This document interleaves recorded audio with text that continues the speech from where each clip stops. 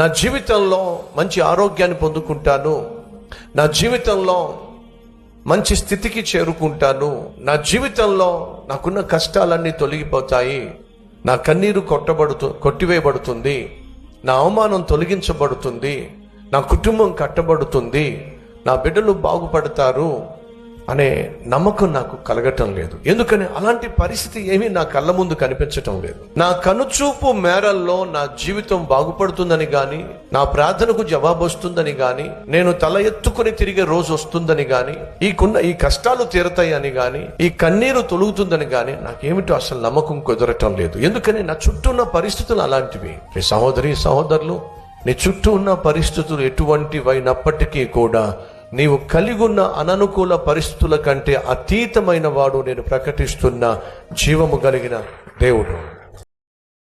Download ShareChat.